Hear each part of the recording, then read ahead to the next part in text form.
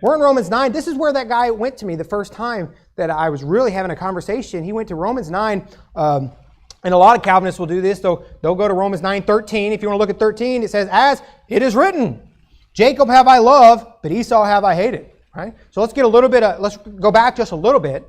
Before we do, actually, let's just start at verse 11. 11 says, for the children being not yet born, neither having done any good or evil, that the purpose of God according to election might stand, not of works, but of him that calleth. It was said unto her, the elder shall serve the younger, as it is written, Jacob have I loved, but Esau have I hated. Look at verse 6 real quick. It says, not as though the word of God had taken none effect. For they are not all Israel, which are Israel. Let me just go ahead and put it into you. This is talking about a nation. This is talking about a group of people, who the children are, who the promised seed is. It's talking about a nation of people, a people group. It is not talking about individuals, and I'll just prove it to you. In verse 12, it quotes the Old Testament. In verse 13, it quotes the Old Testament. What do I say every time it quotes the Old Testament?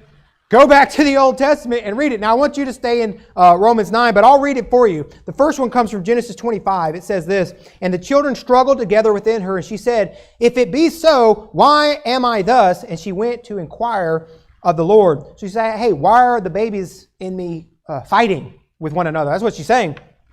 And the Lord said unto her, just let it speak for itself.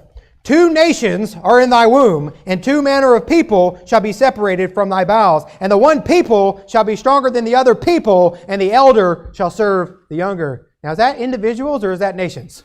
It's nations. Now, let's go to the second one. That's in Malachi 1. It says this. It says, the burden of the word of the Lord to Israel by Malachi. So who's he talking to? He's talking to the nation of Israel. I have loved you, saith the Lord, yet ye say, that's plural, wherein hast thou loved us? That's plural. Why was not Esau Jacob's brother, saith the Lord, yet I loved Jacob, and I hated Esau, and laid his mountains and his heritage waste for the dragons of the wilderness? Whereas Edom, that's the nation of Esau, whereas Edom saith, we are impoverished, but we will return and build the desolate places. Thus saith the Lord of hosts, they shall build, but I will throw down, and they shall call them the borders of wickedness, and the people against whom the Lord hath indignation forever. And this is what it says, and your eyes shall see, and ye shall say, the Lord will be magnified from the border of Israel. Is that talking about individual people, or is that talking about nations and groups of people?